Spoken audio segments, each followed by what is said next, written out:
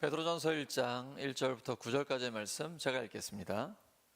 예수 그리스도의 사도 베드로는 본도 갈라디아, 갑바도기아, 아시아와 비두니아에 흩어진 나그네, 곧 하나님 아버지의 미리 아심을 따라 성령이 거룩하게 하심으로 순종하고 예수 그리스도의 피뿌림을 얻기 위하여 택하심을 받은 자들에게 편지하노니 은혜와 평강이 너희에게 더욱 많을지어다. 우리 주 예수 그리스도의 아버지 하나님을 찬송하리로다. 그의 많으신 긍휼대로 예수 그리스도를 죽은 자 가운데서 부활하게 하심으로 말미암아 우리를 거듭나게 하사 산 소망이 있게 하시며 썩지 않고 더럽지 않고 쇠하지 아니하는 유업을 있게 하시나니 곧 너희를 위하여 하늘에 간직하신 것이라. 너희는 말세에 나타내기로 예비하신 구원을 얻기 위하여 믿음으로 말미암아 하나님의 능력으로 보호하심을 받았느니라. 그러므로 너희가 이제 여러 가지 시험으로 말미암아 잠깐 근심하게 되지 않을 수 없으나 오히려 크게 기뻐하는도다. 너희 믿음의 확실함은 불로 연단하여도 없어질 금보다 더 귀하여 예수 그리스도께서 나타나실 때에 칭찬과 영광과 존귀를 얻게 할 것이니라. 예수를 너희가 보지 못하였으나 사랑하는도다. 이제도 보지 못하나 믿고 말할 수 없는 영광스러운 즐거움으로 기뻐하니 믿음의 결국 곧 영혼의 구원을 받음이라. 아멘. 믿음의 확실함, 믿음의 확실함이라는 제목으로 하나님 말씀 전하겠습니다. 휴가 첫날 장모님께 찾아갔습니다. 장모님이 84세신데 많이 약해지셨습니다. 제가 목회를 하느라고 찾아뵙지를 못하다가 오랜만에 뵀거든요. 아침에 저한테 그러시는 거예요. 자다가 나도 모르게 그냥 세상을 떠났으면 좋겠다. 그래서 제가 그랬죠. 예수님 믿으면 그렇게 된다고. 아직 안 믿으시거든요. 그때 제 아내가 기회를 놓치지 않고 엄마 쉽다니까 예수님 믿으면 된다고. 믿음은 확실한 겁니다. 예수님 믿으면 지금 죽어도 천국입니다. 근데 이 땅에 사는 동안 예수님처럼 생각하고 예수님처럼 말하고 예수님처럼 결정하고 행동하려고 몸부림을 치는 거죠. 생명과 제자도, 우리가 예수님을 믿는다, 복음을 믿고 구원받았다라는 것은 그 두 가지를 붙드는 거예요. 예수님이 나를 위해 십자가에 죽으시고 부활하셨습니다. 이 사실을 믿으면 영원한 생명을 얻은 거예요. 그리고 이 땅에 사는 동안에는 예수님의 제자로서 살아가는 것이죠. 어제는 오전에 이제 93세 정도 되신 성도님, 하나님의 부르심을 받으실 날이 얼마나 남으셨을까 잘 모르겠는데 어쩌면 마지막 예배일 수도 있는데요. 그분을 모시고 함께 예배를 드렸습니다. 그때 본문이 요한복음 1장 12절이었습니다. 영접하는 자, 곧 그 이름을 믿는 자들에게는 하나님의 자녀가 되는 권세를 주셨으니. 예수님 믿으면 하나님의 자녀가 되는 특권을 갖고 있거든요. 근데 의식이 또렷하실 때 예수님을 영접하셨는데 세례를 아직 받지 못하셨다고 그래서 그 자리에서 바로 세례 예식을 집례했습니다. 예수님을 믿으면 하나님의 자녀로서 당당하게 거침없이 주님의 영광을 위해 살아갈 수 있습니다. 믿음이 이기는 것입니다. 세상을 이기면 이것이니 우리의 믿음입니다. 이 믿음이 뭘 믿느냐가 중요한 것이죠. 하나님의 약속을 믿는 것입니다. 하나님의 약속은 확실하기 때문입니다.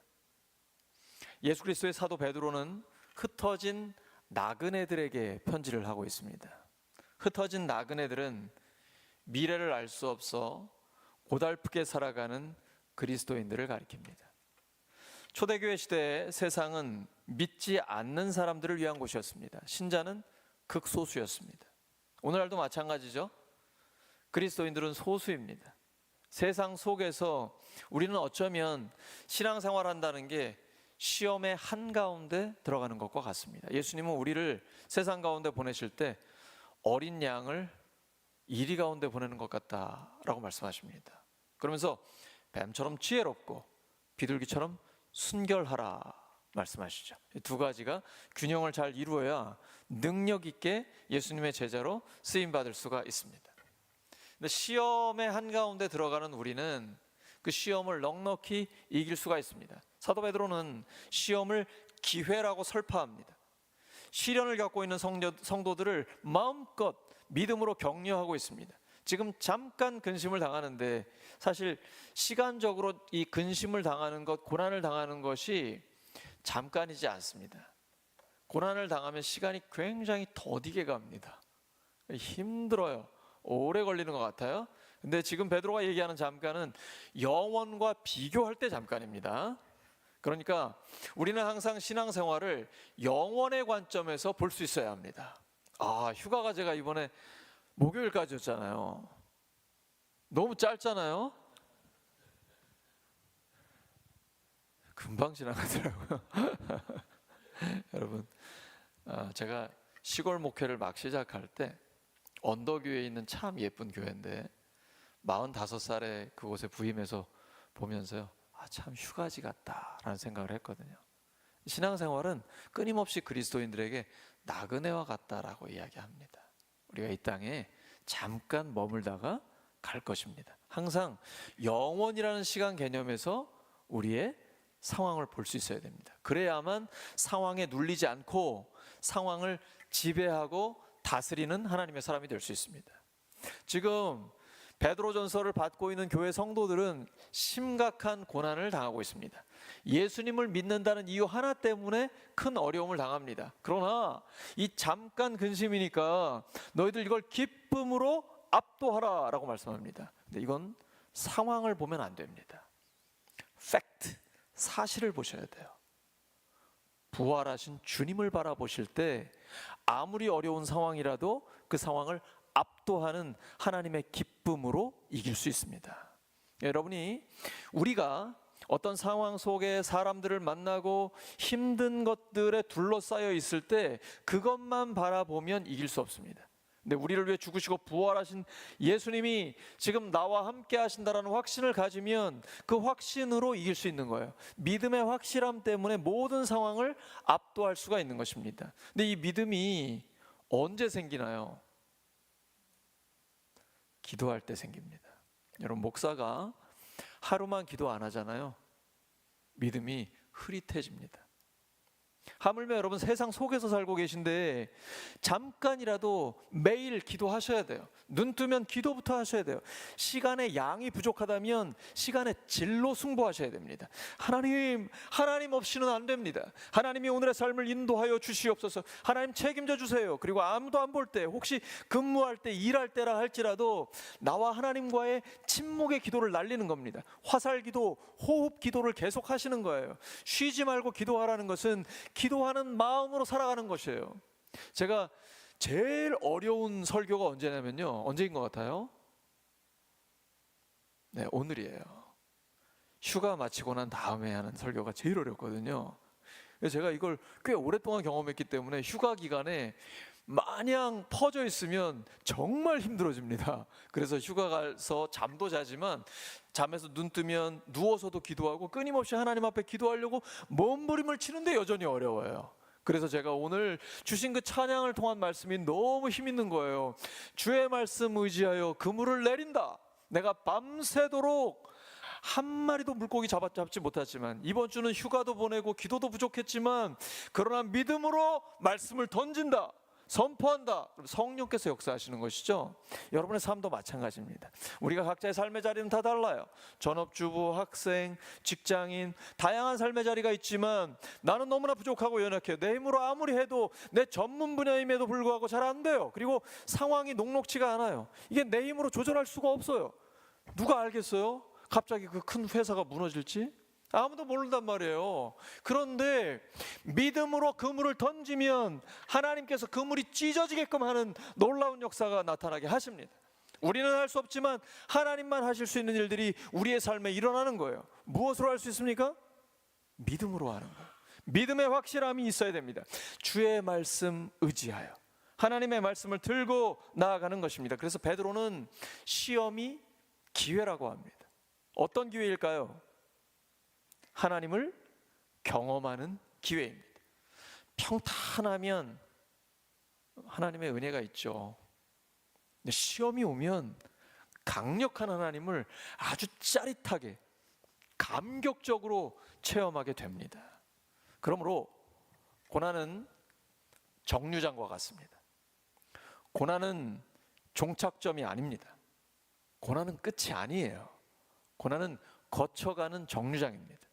우리의 종착점은 천국입니다. 하나님은 어떠한 고난과 시험의 과정도 넉넉히 이기게끔 만들어 주십니다. 예수님의 십자가의 고난 뒤에 부활이 있습니다. 그러므로 복음을 믿는 사람은 반드시 부활을 믿습니다. 예수님을 믿는데 나는 부활이 믿어지지 않는다, 그러면 아무것도 안 믿는 겁니다. 예수님을 믿는다는 것은 예수님의 십자가와 부활을 믿는 것입니다. 고린도전서 15장에 기록되어 있죠. 부활을 어떻게 증명할 수 있습니까? 사람이 죽었다 어떻게 살아날 수 있어요? 제가 수많은 장례식에 참여도 하고 집례를 했지만 단 한 번도 이 죽은 고인을 살려주시라는 기도를 해본 적이 없어요. 근데 주님은 다시 살아나셨어요. 그리고 영원히 우리의 주님이 되십니다. 이 부활의 주님을 믿는 믿음이 있기 때문에 우리의 삶에 부활의 역사가 나타나는 것입니다. 계속 삶에서 작은 부활을 경험하는 것입니다. 인간적으로는 불가능한데 하나님만 하실 수 있는 일들이 우리의 삶에 나타나는 것이죠. 반전의 반전을 거듭해서 일으켜 주시는 것입니다. 어차피 우리 인생은 시련과 기쁨이 교차합니다. 기쁨만 있는 삶이 있습니까? 시련도 있잖아요. 그러나 그 시련을 압도하는 기쁨이 우리에게 있는 것이에요. 예수님의 부활을 믿기 때문에 항상 이러한 확신 가운데 나아갑니다. 이게 가능한 이유는 하나님이 우리를 새롭게 태어나게 해주셨기 때문입니다. 교회는 새롭게 태어난 하나님의 자녀들의 모임입니다. 모두 다 하나님의 자녀이기 때문에 하나님의 가족입니다. 가족 같은 교회가 아니고 이 같은을 빼셔야 됩니다. 교회는 그냥 가족입니다. 예수님 그러셨어요. 누가 내 형제요 자매요 어머니냐? 여기 봐라. 하나님의 뜻대로 행하는 자가 내 형제요 자매요 어머니다. 사랑은 이 말씀을 믿고 의지적으로 하는 것입니다. 사랑스러운 사람이 있고 나랑 친한 사람들이 있습니다. 그걸 사랑하는 건 누구나 하는 겁니다. 예수님 안 믿는 사람들도 그렇게 살아요. 예수님 믿는 사람은 의지적으로 사랑하는 겁니다. 아주 같이 있기도 불편하고 나랑 너무 안 맞고 과거에 또 나랑 좀 얽힌 안 좋은 일도 있고 이런 게 있어도 다 잊어버리는 거예요. 뒤에 있는 것은 잊어버리고 표대를 향하여 하나님이 부르신 부름의 상을 향하여 달려가는 거예요. 예수님의 이 말씀 붙들고 누가 내 형제요 자매요 어머니냐? 하나님의 뜻대로 행하는 자, 예수님 믿고 하나님의 자녀가 된 자들, 예수님의 피를 나눈 하나님의 자녀들이 우리의 가족입니다. 그냥 가족으로 살아가는 거예요. 여러분 가족이 항상 사랑스러우십니까? 아내가 항상 사랑스러우세요? 저는 그래요. 이렇게 말해야 되잖아요. 남편이 항상 사랑스러우세요? 항상? 자녀들이? 부모님이? 그런 사람은 세상에 아무도 없어요. 왜냐하면 우리는 다 죄성을 가지고 있기 때문이에요. 너무 사랑스럽고 사랑하는 가족이지만 모두 다 죄성을 가진 인간이에요. 그렇기 때문에 의지적으로 사랑하잖아요. 내 가족이니까. 교회도 마찬가지입니다. 의지적으로 사랑해야 돼요. 내 마음에 안 들어도 하고 싶은 말 다 하면 안 됩니다. 내가 하나님을 사랑하고 이웃을 그 사랑하는 마음을 가지고 의지적으로 할 때 그때에 진짜 사랑의 관계가 이루어지게 됩니다. 예수님은 내가 너희를 사랑한 것 같이 너희도 서로 사랑하라 라고 말씀하셨습니다. 여기 같이라고 하셨어요. 예수님이 내가 어떨 때 사랑하셨습니까? 내가 연약할 때, 죄인일 때, 심지어 하나님의 원수일 때 예수님이 먼저 나를 사랑하셨습니다. 그러므로 성도의 사랑의 원칙은 여기에 있습니다. 상대가 연약할 때, 죄인일 때, 심지어 원수일 때 내가 먼저 사랑하는 것입니다. 그러면 가족이 회복됩니다. 그리고 성숙해집니다. 깊어집니다. 싸울 일이 줄어듭니다. 그리고 점점 더 행복한 믿음의 가정, 믿음의 목장, 믿음의 교회가 강력하게 하나가 될 수 있습니다. 하나님은 우리에게 산 소망을 갖게 해주십니다. 너희가 잠깐 근심하게 되지 않을 수 없으나 오히려 크게 기뻐하는도다. 살아있는 소망이 우리에게 있는 것이에요. 왜냐하면 살아계신 주님이 우리와 함께 하시기 때문입니다. 영원과 비교하면 찰나예요. 잠깐이에요. 막달라 마리아를 보세요. 예수님의 무덤을 찾아와 눈물을 흘립니다. 근데 그 자리에서 주님은 다시 살아나셔서 그녀의 이름을 불러주십니다. 마리아야. 이때에 그 근심이 한순간에 기쁨으로 바뀝니다. 부활하신 주님을 만나면 아무리 어려운 상황에 있다 할지라도 한순간에 바뀝니다. 순간이에요. 부활하신 주님만 만나면 됩니다. 그러려면 기도하셔야 돼요. 모든 문제를 기도로 해결하실 수 있습니다. 기도하면 하나님이 역사하십니다. 여러분, 제가 지금 모든 문제라고 했습니다. 모든이에요. 우리의 삶에 있는 모든 문제를 기도로 해결하시기 바랍니다. 하나님은 모든 게 가능하십니다. 전능하세요. 그래서 믿는 자에게는 모든 것이 가능합니다. 내게 능력 주시는 자 안에서 내가 모든 것을 할 수 있습니다. 우리는 인생에 마치 예수님의 무덤처럼 여러 가지 무덤 같은 상황들이 있습니다. 뜻하지 않은 질병, 실패, 상실, 외로움, 여러 가지 어려움과 무덤 같은 힘든 상황이 있어요. 그때 부활하신 주님을 만나면 하나님은 그것을 기쁨의 이야기로 바꾸어 주십니다. 누가복음 24장에서 엠마오로 가는 두 제자가 있었습니다. 낙심했어요. 좌절했어요. 터덜터덜 이제 예루살렘을 떠나 엠마오로 갑니다. 그때 누군가 동행을 하시죠. 부활하신 주님입니다. 부활하신 주님이 하나님의 말씀을 풀어주실 때 그들의 가슴이 뜨거워졌습니다. 다른 이유 없어요. 부활하신 주님을 만나면 하나님의 사랑 때문에 우리의 가슴이 다시 뜨거워집니다. 회복됩니다. 주님이 함께 하시자 절망도 기쁨으로 변하게 된 것입니다. 하나님은 그런 우리의 믿음을 단련하십니다. 금은 풀무불에 단련을 해서 순금으로 만들어도 결국은 없어집니다. 그리고 100% 순전하지 않아. 하지만 우리의 믿음은 시련을 통과하면 더욱 강력하고 순수해지는데 없어지지 않습니다. 도자기 있잖아요. 몇 도에 구웠느냐에 따라서 값이 확 달라집니다. 토기는 600도에 굽습니다. 백자는 1300도에 구워요. 뜨거운 불에 1300도니까 엄청나게 뜨거운 불에 구우면 그게 아주 귀한 백자가 되는 거예요. 시련이 강하면 강할수록 더 하나님 앞에 귀하게 쓰임받을 수 있습니다. 그러면 시련을 당하면 두려워할 일이 아니라 오히려 기회라고 생각해야 합니다. 하나님이 지금 나를 단련하셔서 그리고 감당할 만하니까 이 시련을 허락하셨고 이 불같은 시험을 이기고 나면 백자 같은 소중한 하나님의 사람으로 쓰임받을 수 있다라는 것이죠. 확신을 가져야 됩니다. 베드로전서 1장 7절입니다. 시작. 하나님께서는 여러분의 믿음을 단련하셔서 불로 단련하셨지만 결국 없어지고 마는 금보다 더 귀한 것이 되게 하시며 예수 그리스도께서 나타나실 때 여러분에게 칭찬과 영광과 존귀를 얻게 해 주십니다. 예수님이 다시 오실 때, 주님을 만날 때 우리에게 칭찬과 영광과 존귀를 얻게 해 주십니다. 그러려고 우리를 계속 시련을 당할 수 있는 그런 상황으로 허락하시는 거예요. 믿음의 거친 시련을 통과하면서 믿음이 강하게 자랍니다. 그냥 평탄하면 자라지 못해요. 근데 계속 거친 시련을 통과하다 보면 믿음은 강력해집니다. 나무가 얼마나 강한지는 비바람을 만나봐야 알아요. 바람이 많이 부는 곳에 있는 나무는 뿌리를 깊이 내립니다. 그 바람을 이겨야 되기 때문이에요. 믿음도 마찬가지입니다. 시련을 자꾸 당하다 보면 믿음의 뿌리를 깊이 내립니다. 안 보여요. 아무도 안 보는 데서 끊임없이 말씀을 묵상하고 말씀대로 살아가고 눈만 뜨면 기도하고 틈만 나면 기도하고 기도의 자리에 계속 나와요. 예배, 기도회, 목장 모임, 삶 공부에 계속 들어가요. 왜 그런지 알아요? 믿음의 뿌리를 더 깊이 내리기 위해서요. 그러면 어떠한 폭풍우가 불어와도 흔들리지 않아요. 뿌리가 워낙 깊기 때문에 그렇습니다. 시편 51편 17절입니다.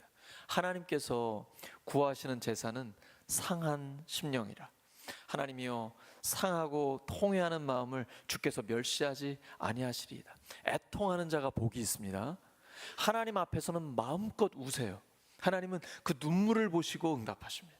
그 기도에 응답해 주세요. 너는 내게 부르짖으라 내가 내게 응답하겠고 내가 알지 못하는 크고 은밀한 일을 너에게 보이리라. 하나님이 구하시는 것은 그냥 세상에 빠져가지고 희희낙낙하는 그런 삶이 아니고 문화로 하나님을 즐기려는 게 아니라 상한 심령이에요. 내가 하나님의 뜻대로 살지 못하는 것에 대한 마음 아픔, 하나님 앞에 죄를 짓고 있는 것, 그리고 하나님 앞에 의롭게 살지 못하는 이 애통하는 마음을 하나님은 기쁘게 받으십니다. 그리고 우리를 위로하시고 우리의 마음을 변화시키셔서 더 깨끗하게 하셔서 하나님의 뜻대로 살아가게 해주십니다. 모세는 광야 가운데 있을 때 하나님만 의지했습니다. 믿음의 시련이 너무 강하잖아요. 백성들은 원망하고 불평하고 앞은 안 보이고, 그런 모세는 오직 하나님만 의지했습니다. 그가 의지했던 약속의 말씀이 바로 이 말씀이에요. 출애굽기 3장 12절입니다. 시작. 하나님이 이르시되 내가 반드시 너와 함께 있으리라. 내가 그 백성을 애굽에서 인도하여 낸 후에 너희가 이 산에서 하나님을 섬기리니 이것이 내가 너를 보낸 증거니라. 하나님은 강력하게 약속해 주셨습니다. 내가 반드시 너와 함께 있으리라. 이 말씀 한 말씀 붙들고 40년 광야 생활을 이길 수 있었던 것입니다. 신자는 시련이 찾아와야 믿음이 있는지 없는지 알 수 있습니다. 평소에는 다 믿음이 좋은 것 같아요. 근데 시련이 오면 진짜 믿음이 있는지 없는지 알 수 있어요. 시련이 왔을 때 하나님을 떠나는 사람은 원래 믿음이 없었던 사람인 거죠. 근데 믿음이 있는 사람은 평소에는 잘 표가 안 나요. 조용히 섬기고 아무도 안 보는 데서 은밀하게 하나님의 일을 하기 때문이에요. 근데 시련이 오면 이 사람이 진짜 믿음의 사람이라는 걸 알게 돼. 더 하나님께 가까이 와요. 하나님께 부르짖고 더 성도들과 깊이 교제하고 그러면서 기도로 이 시련을 이기게 됩니다. 주님만 바라보기 때문이에요. 히브리서 12장 1절과 2절입니다. 이러므로 우리에게 구름같이 둘러싼 허다한 증인들이 있으니 모든 무거운 것과 얽매이기 쉬운 죄를 벗어버리고 인내로써 우리 앞에 당한 경주를 하며 믿음의 주요 또 온전하게 하시는 이인 예수를 바라보자. 그는 예수님은 그 앞에 있는 기쁨을 위하여, 영원한 기쁨이죠.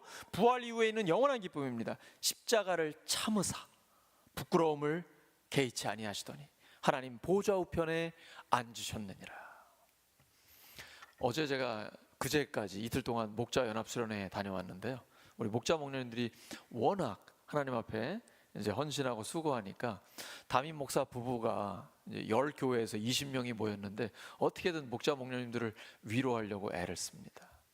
애를 쓰는데 많이 망가지시더라고요. 사회자가 이렇게 얘기하는 거예요. 오늘 우리 담임 목사님 부부들이 목자 목녀님들을 위로하고 격려하는 시간인데 어떤 분이 가장 영성이 깊은 분이냐 하면 가장 많이 망가지는 사람입니다. 그러니까 너무 많이 망가지시더라고요. 근데 그 이후에 목자 목님들의 기쁨을 위해서 부끄러움을 개의치 아니하시더라고요. 예수님의 십자가와 부활의 정신. 부활의 기쁨은 영원하고 십자가의 고난은 힘들지만 잠깐입니다. 우리가 한 명의 그리스도인으로서 살아갈 때 그리스도인답게 살아가는 것은 사실 세상 속에서 굉장히 어렵습니다. 하지만 하나님이 우리에게 준 위로와 기쁨은 영원합니다. 하나님만 알아주시면 됩니다. 사람들은 잘 알아주지도 않고 또 모르기도 합니다. 그러나 하나님만 우리를 알아주시면 되는 것입니다.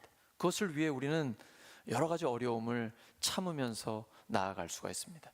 야고보는 야고보서 1장 2절에서 4절에 이렇게 고백합니다. 내 형제들아, 너희가 여러 가지 시험을 당하거든 온전히 기쁘게 여기라. 이는 너희 믿음의 시련이 인내를 만들어내는 줄 너희가 알미라.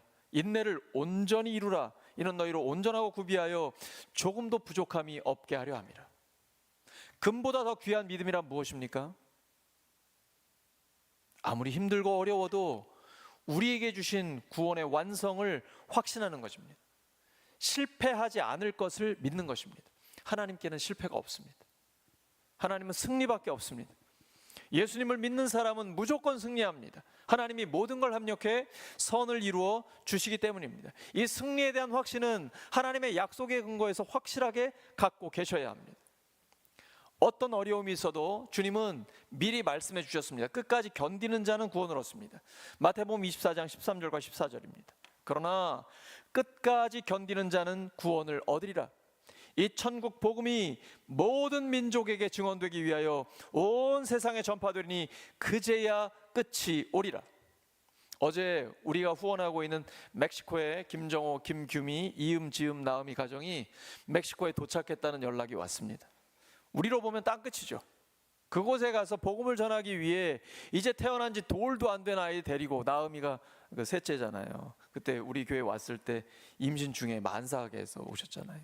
근데 지금 그 땅에 간 거거든요.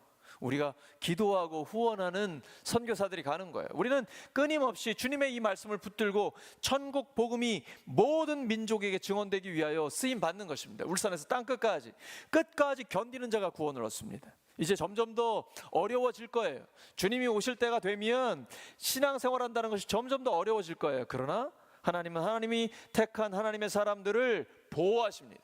우리의 방패와 성벽이 되어주십니다. 눈동자같이 우리를 지켜주십니다. 중요한 건 믿음을 지키는 것입니다. 끝까지 지켜야만 승리합니다. 아무리 지금 믿음이 좋아도 끝까지 지키지 못하면 안 됩니다. 반드시 끝까지 견디는 자가 구원을 얻습니다. 마태복음 24장 45절과 47절입니다. 충성되고 지혜 있는 종이 되어 주인에게 그 집 사람들을 맡아 때를 따라 양식을 나눠줄 자가 누구냐? 주인이 올 때에 그 종이 이렇게 하는 것을 보면 그 종이 복이 있으리로다. 내가 진실로 너에게 이르노니 주인이 그의 모든 소유를 그에게 맡기리라. 때를 따라 양을 먹이는 게 굉장히 중요합니다. 우리 교회의 주인이 누굽니까? 예수님이에요. 예수님이 주인이기 때문에 예수님의 뜻을 따르면 됩니다. 우리 교회, 혹시 다빈 목사라고 하셨어요? 예수님이에요. 예수님이 교회의 주인이십니다. 그래서 예수님의 뜻이 교회에 이루어지면 돼요. 근데 우리 교회가 가정교회잖아요. 가정교회는 건강한 가정교회로 세워지면 가장 성경적인 교회가 돼요. 근데 우리 교회는 투트랙으로 나아가면 되겠구나.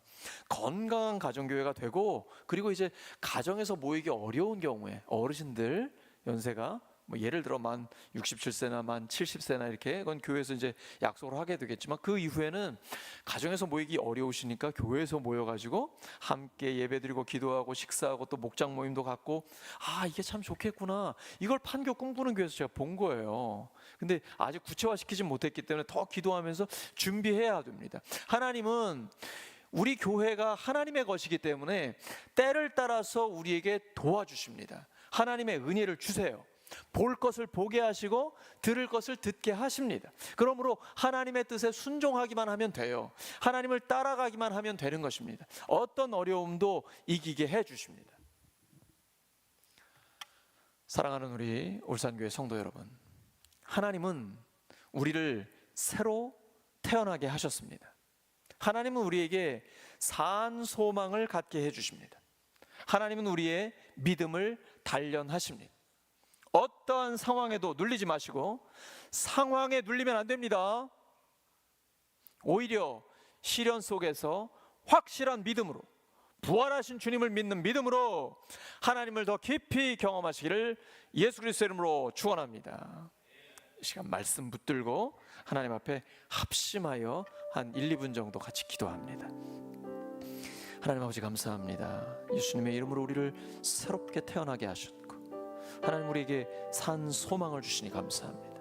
하나님께서 우리의 믿음을 단련시키셔서 더 강력한 하나님의 사람이 되게 해주시니 감사합니다. 어떠한 상황에도 눌리지 않고 오히려 시련 속에서 확실한 믿음으로 하나님을 더 깊이 경험하게 하여 주시옵소서. 부활하신 주님과 함께 그 부활의 기쁨이 시련을 압도할 수 있도록 성령의 역사해 주시옵소서. 우리의 눈물을 보시고 우리의 기도를 들으시고 하나님 역사해 주세요. 하나님 응답해 주세요. 하나님을 더 깊이 경험하게 하여 주시옵소서. 성령을 체험하게 하여 주시옵소서. 아버지 하나님 감사합니다. 주님 도와주시옵소서. 하나님 우리를 빚어 주시옵소서. 다듬어 주시옵소서. 하나님 우리의 인격과 삶이 하나님 나라에 적합한 사람들이 되게 해 주시옵소서. 주님 붙들고 무슨 일이 있어도 낙심하지 말고 소망 가운데 살아가며 두려워하지 말고 담대하게 살아가게 하시고 시련 속에서도 우리의 믿음의 급수를 올려가게 하여 주시옵소서. 끊임없이 기도와 말씀으로 시험을 이기게 하시고 하나님의 놀라운 계획이 우리의 삶에 이루어지게 하여 주시옵소서. 하나님 도우심을 감사합니다. 역사하심을 감사합니다. 능력 가운데 붙들어 주시옵소서. 도우심을 감사합니다.